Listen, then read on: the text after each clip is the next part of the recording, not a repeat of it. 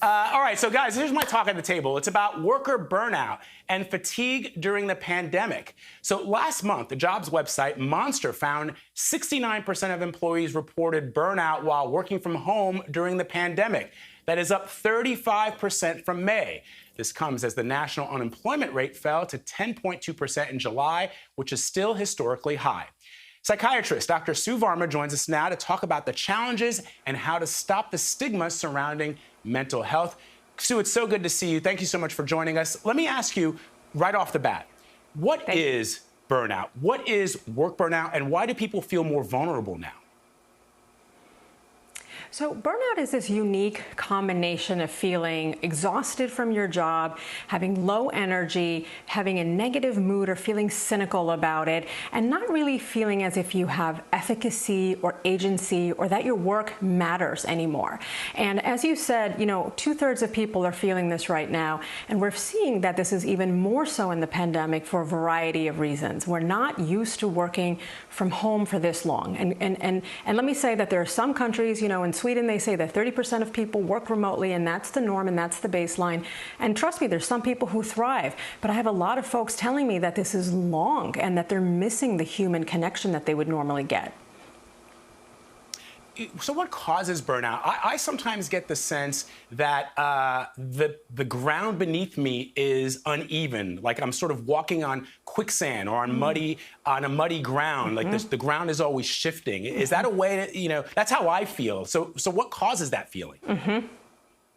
Yes. So sometimes it's a feeling of that there's more work coming in than you can handle. I know that there are a lot of people who are experiencing a variety of family pressures, whether it be if you're at home and you're taking care of a family and you're managing remote learning, or maybe you're managing somebody who's been sick in your family, when what's being thrown at you is more than you can handle. And that's really what the definition when we talk about workplace burnout. And, I want to say that this is a condition. It's not necessarily a disorder.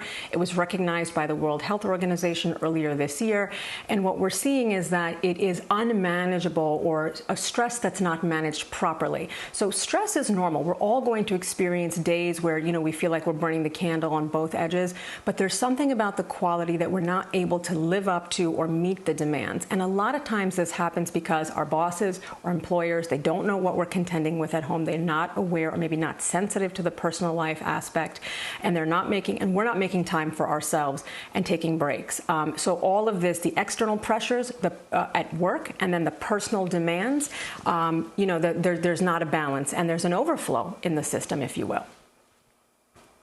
We've talked about this before, Sue, I think, where, I told you once that what I try to do when I'm feeling stressed is I think about the places that I've been as a reporter where I've seen people who are really struggling with their situation, who've lived through insurmountable tragedies. And I think about people who lived through Jim Crow or the Great Depression, and I try to put my life in context to that. But I don't know if that's always the right thing to do, to look at somebody else or another situation and say, well, it's not as bad as that.